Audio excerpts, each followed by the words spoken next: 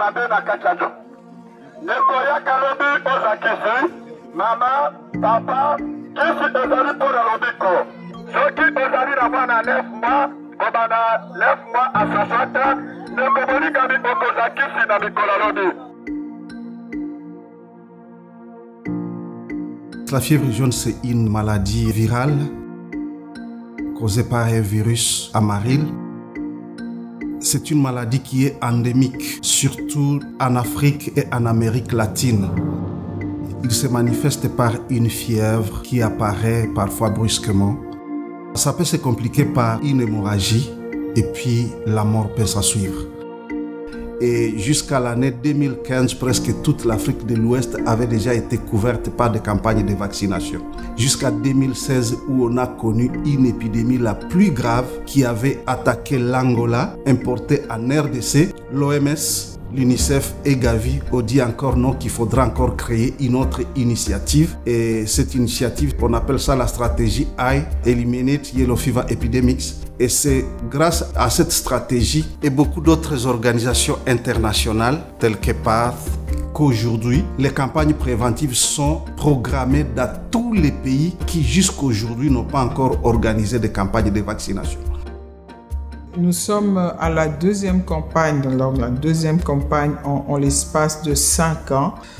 Celle de 2016, effectivement, on a eu à adapter les stratégies dans le contexte de la pénurie de vaccins anti-amaril. Et c'était une des premières expériences où on utilisait les doses fractionnées. Et c'était sur la recommandation de l'OMS. Et en 2021, nous étions en train de mettre en œuvre cette campagne. On l'a préparée déjà dans le contexte où le monde faisait face à la pandémie de coronavirus. Cette pandémie a d'ailleurs retardé la mise en œuvre de la campagne telle qu'initialement prévue. En dehors de ces reports, il y a aussi les coûts sur le plan financier. Il a fallu qu'on puisse augmenter les budgets pour la campagne, d'autant plus qu'elle doit se dérouler dans le contexte de la pandémie Covid et où on doit respecter toutes les mesures barrières, ne pas contaminer les acteurs et que les bénéficiaires aussi ne soient pas contaminés. C'est pour nous une très très grande réussite. Il y a d'abord eu appropriation de la stratégie de l'initiative de la part du gouvernement. Donc le PEV réunit tous les partenaires pour assurer une coordination assez forte entre les différents partenaires. Pour cette campagne de vaccination contre la fièvre jaune, nous appuyons le gouvernement particulièrement dans les domaines classiques tels que la logistique avec le transport des intrants. Nous appuyons également le gouvernement dans la sensibilisation. Nous travaillons avec les équipes locales. On préfère identifier les personnels localement pour qu'ils fassent le travail, qu'ils connaissent bien les milieux. Et il y a des zones difficilement accessibles. Je me rappelle même des camions qui transportaient les intrants pour amener dans une zone d'accès difficile. Il a fallu 1 semaine pour que les camions puissent atteindre la route. Et il y a dans certaines zones de santé, dans certaines aires de santé aussi, des endroits où ni moto, ni vélo ne peut circuler. Alors les vaccinateurs sont parfois obligés de parcourir de longues distances en pied afin d'atteindre la population, ce qui n'est pas aussi facile. Le plus grand défi qu'on a rencontré sur terrain, c'est plus par rapport à la capacité de stockage. Du fait que dans le coin, il y avait un problème par rapport au matériel de chambre de froid. L'équipe que vous voyez là, nous nous apprêtons déjà à aller vacciner de l'autre côté de la zone de santé de Lubunga. C'est une zone de santé urbano-rurale.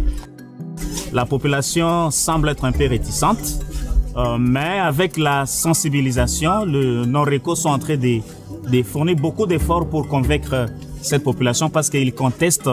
Pour la population, ils croient que c'est la vaccination contre la COVID-19.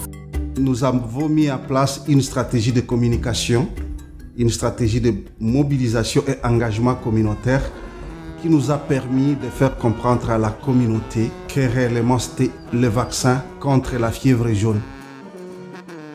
Et quand la population a vu que les leaders, les chefs sont vaccinés, ça a permis quand même que la population adhère à cette vaccination.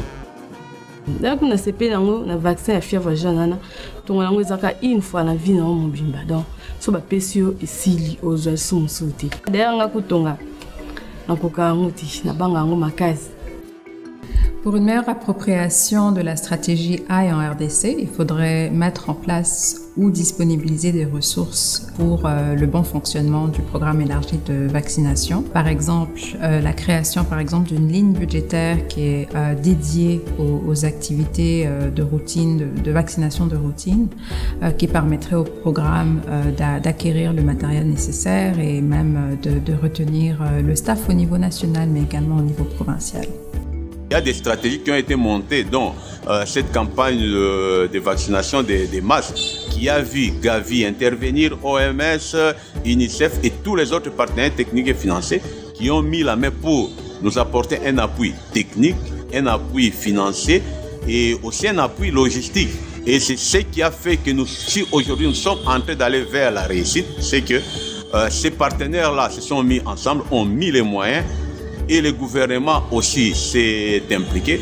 Et aujourd'hui, nous sommes en train de relever ces défis.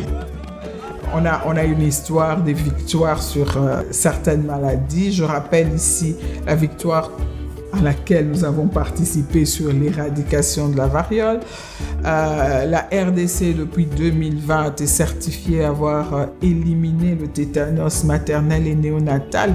Ça a été une des grosses luttes aussi dans le pays. Donc, fort de ces expériences et fort aussi des résultats que nous sommes en train d'atteindre avec le renforcement de la vaccination de routine, parce que c'est la base et le socle de toutes les activités de vaccination. Je suis confiante qu'on va vraiment arriver à éliminer la fièvre jaune en RDC, quoi qu'on soit un pays à risque.